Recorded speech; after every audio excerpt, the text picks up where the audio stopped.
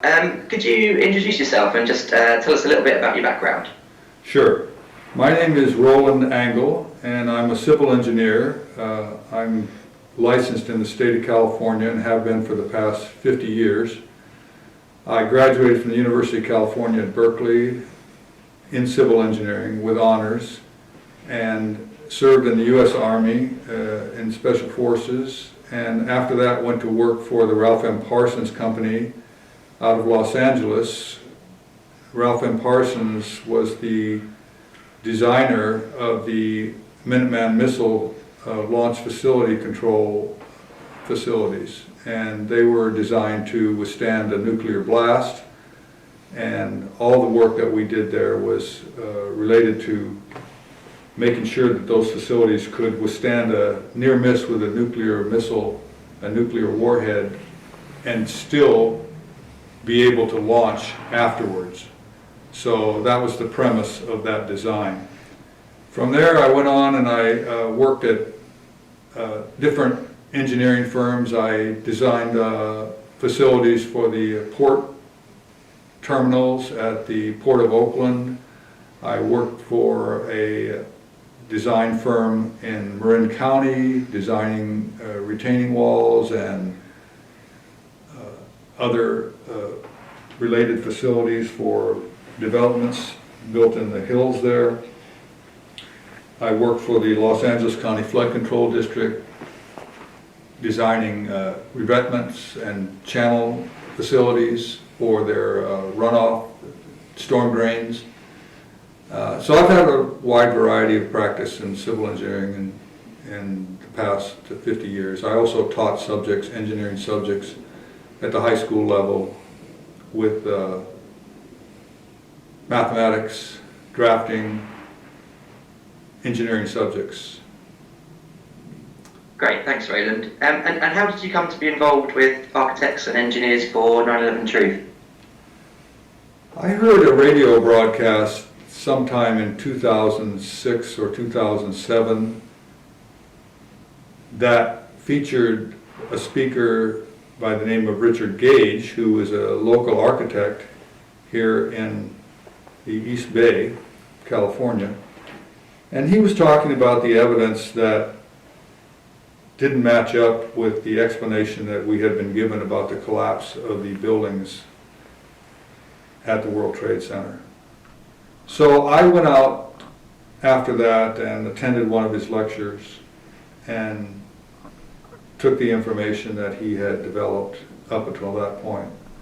And he had a petition that he was passing around, asking people with engineering and architectural credentials to sign, asking for a new investigation into the building failures that day. So I signed that petition. That was back in 2007. And after that, I was contacted when the organization was making a film about the subject, featuring experts in the field, discussing the building failures, and I was asked to participate in that film, which I did. That film is called Experts Speak Out. And after that film was produced, I was later contacted and asked if I would be on the board, the advisory board of the organization, which I accepted last year. And since then, I've been on the board and am directing the efforts towards outreach specifically aimed at the engineering community, the civil and structural engineers, whose field is really the most concerned with the building failures. Why do you think it's so important to reach out to the engineering and architecture community? The building collapses fall right within our professional expertise. It's our legal and professional responsibility to guard the public safety in regards to structures and their performance. So when we are licensed, we actually have signed a contract with the state to guard the public safety under any and all conditions that fall within our legal expertise. And so when you have a failure of the magnitude of the buildings at World Trade Center, it's our responsibility to look into those failures. This is right in our bailiwick. This is our professional responsibility. And when we discover things that need public awareness, it's our duty to bring them forward. So that's what we're doing here. We're examining what actually happened that day. We understand that this is a very emotional event. There was huge loss of life with the towers, and we understand it has political ramifications because of the decisions that were made subsequent to the attack by the government. But that's not our particular concern. Our particular concern is what happened to cause the buildings to fail, because they all failed under design load conditions. The towers were designed to withstand the impact of commercial jetliner. Building 7 collapsed under normal office fires, if that's what we are to believe. That's what the NIST, the National Institute of Standards and Technology report says, that it was subjected to normal office fires and then it collapsed. So this is an unusual occurrence, and one that poses a danger to the public, because office fires do occur in high-rise buildings, and therefore we need to understand what happened that day. So we're trying to put political considerations aside, look at the technical aspects that are our business to understand, and we need to be clear about what happened that day. And we're not satisfied with the NIST report, so we commissioned this study from the University of Alaska at Fairbanks, and the preliminary indications are that that study finds that the NIST report is flawed and the buildings couldn't have come down under normal office fires. Thanks. At what point did you personally start to think that the official explanation for what happened on 9/11 didn't add up? When I looked at the information that Richard Gage had put together, indicating that there must have been explosives used to bring the buildings down, I began to look at the actual collapse mechanisms, which of course were recorded on film.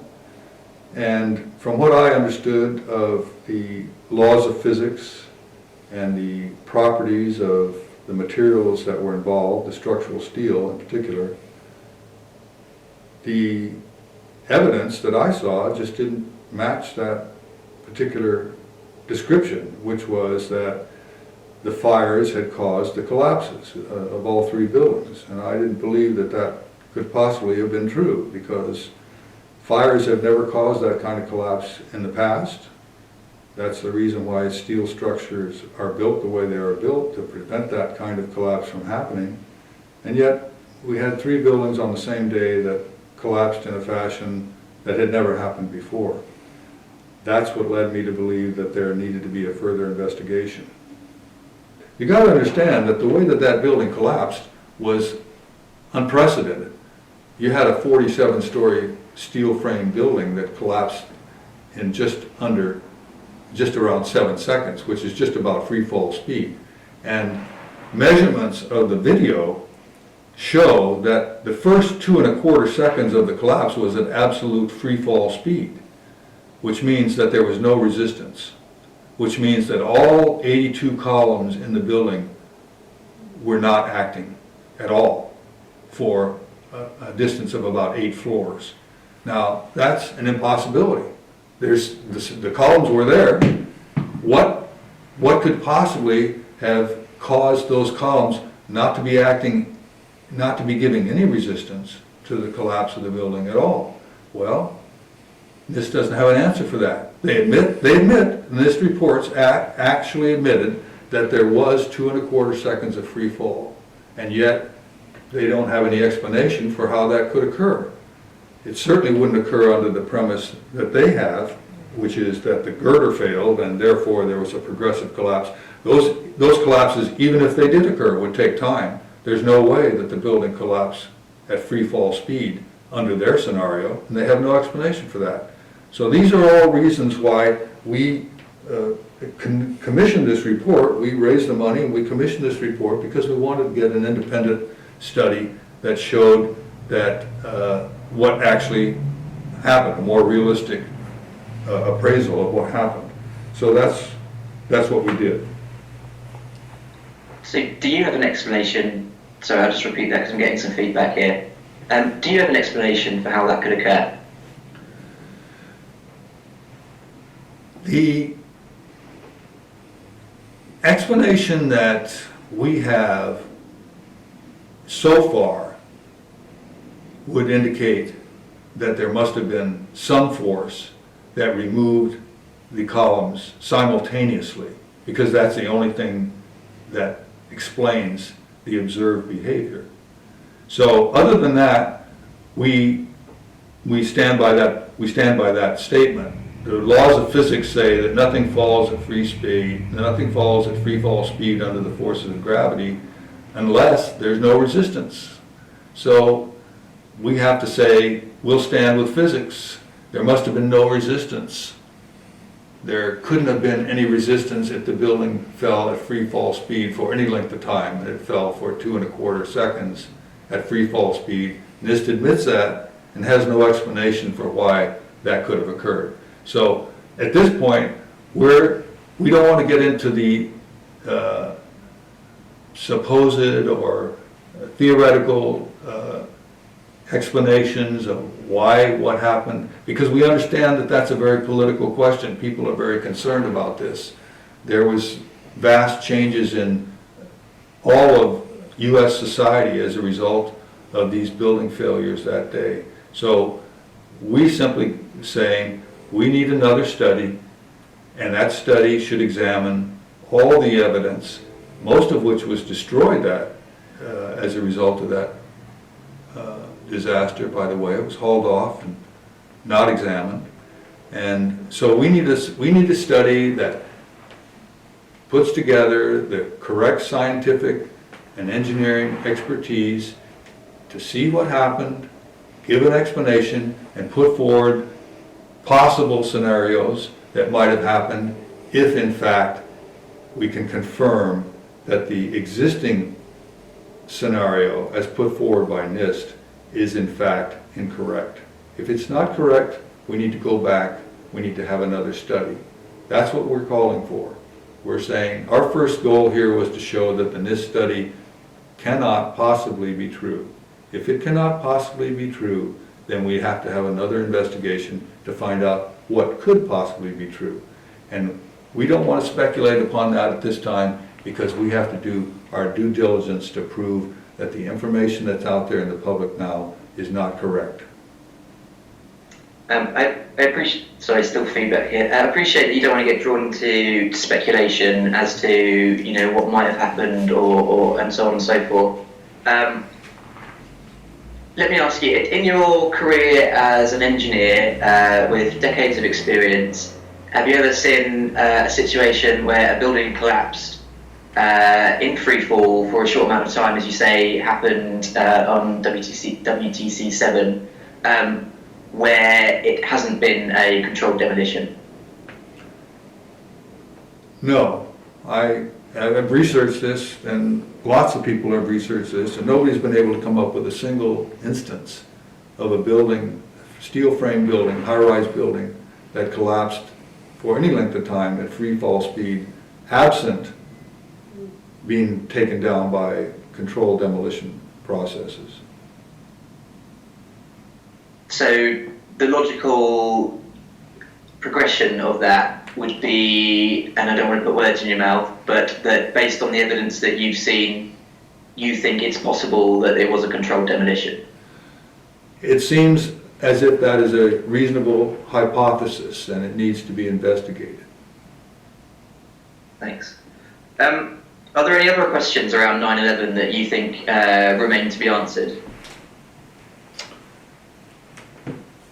Well, there's a lot of evidence that needs to be examined again and come up with some more reasonable propositions. But again, those are, we picked the area of our expertise because that's our area of expertise. You got to understand that we feel as our profession took a hit that day because apparently those buildings fell down because we as building professionals didn't design them properly. They were designed to withstand those conditions and somehow they didn't. So it's our responsibility to find out why. The other questions, and there are many questions surrounding those attacks that have been raised, these are all questions that are outside of our professional expertise, and we want to focus on our professional expertise because, as I'm sure you're aware, there are very heated questions about what happened that day.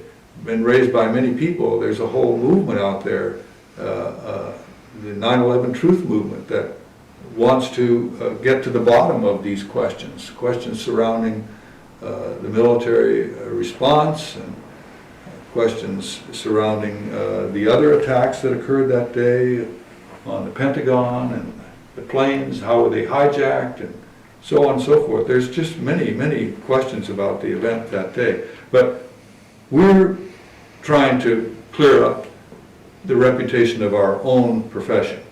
We feel like we took a hit that day. We don't appreciate that. We want to clear our name. And we are, in an effort to do that, we have a contribution to make. We can say, this is what didn't happen that day. No matter what the government report says, we know that there are errors in that report. We need an investigation to come to another appraisal of what happened to the buildings that day. And hopefully that information will help answer some of the other questions that surround the events of that day. I mean, this is sort of like pulling a thread out of a sweater, and the more you pull it, the more the thread unravels. If the planes hitting the buildings didn't cause the buildings to fall, if that wasn't the real cause, then the questions begin to mount up. Well, what did cause them to collapse? And how could that have happened? And a whole line of questioning begins to open up. We're seriously concerned about not only the building failures, but what happened afterwards, the cleanup of the buildings, debris which prevented a proper forensic investigation, and the cover-up of the story in the professional press.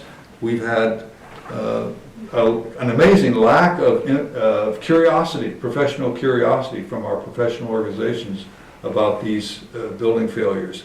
And they say things like, we may never know what happened. Well, as engineers, you don't have to lecture, you're saying we may never know what happened. You have to find out what happened.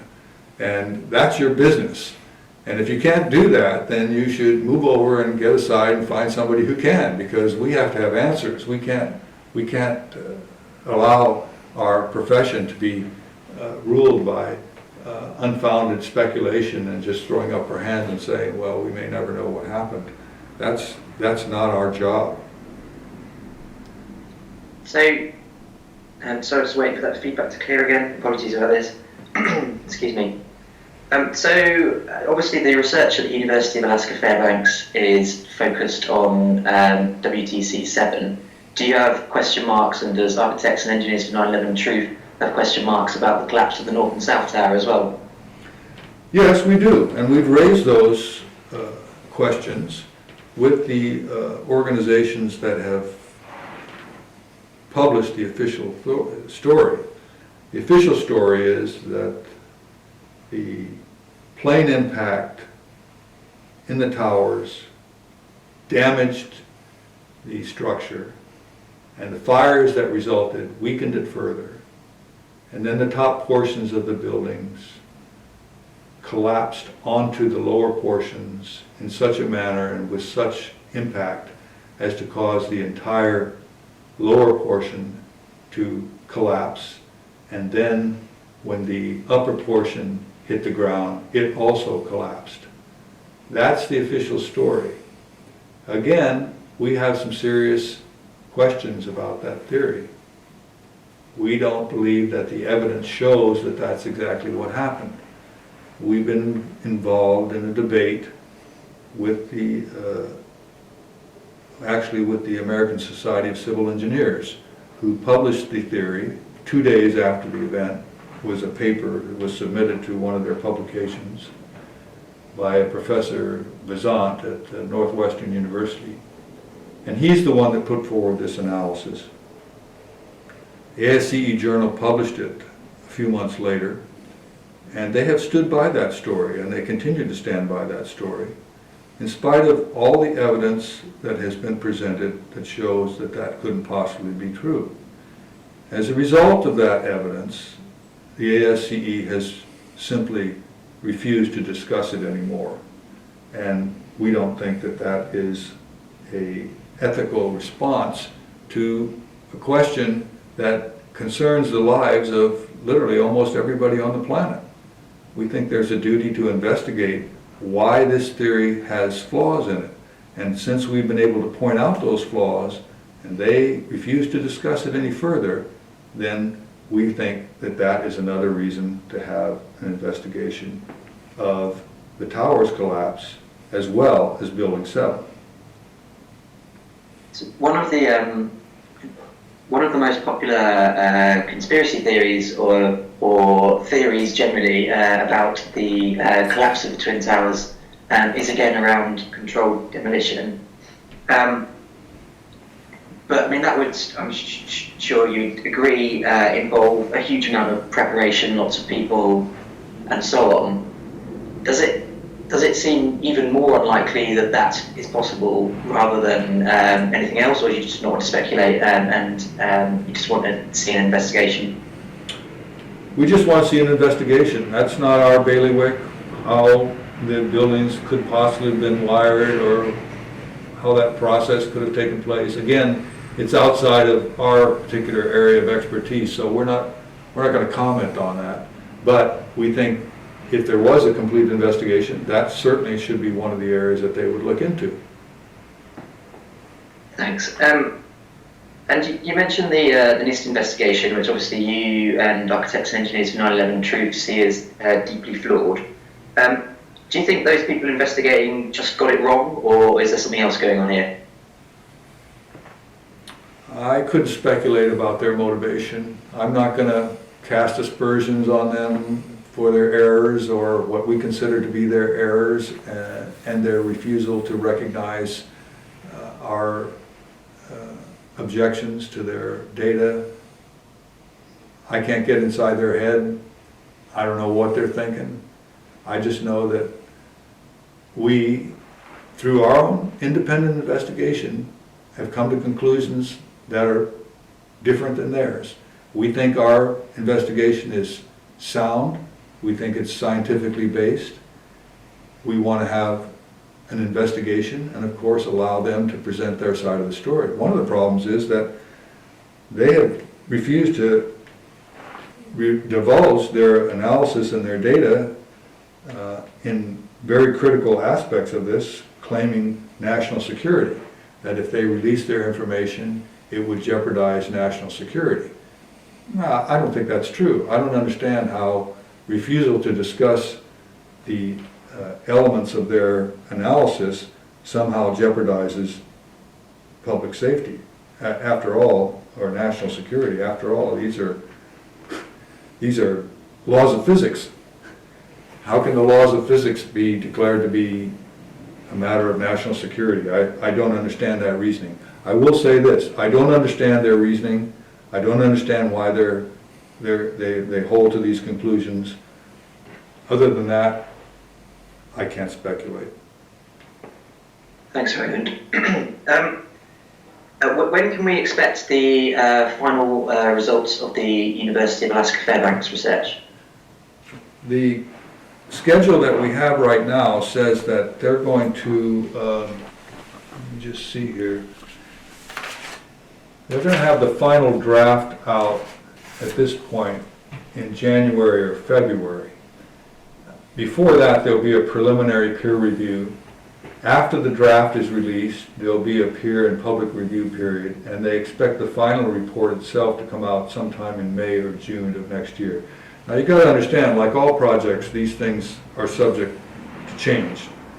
What I've learned in my experience is that everything takes longer than you think it's going to take, and everything costs more than you think it's going to cost, and that's just the way of the world.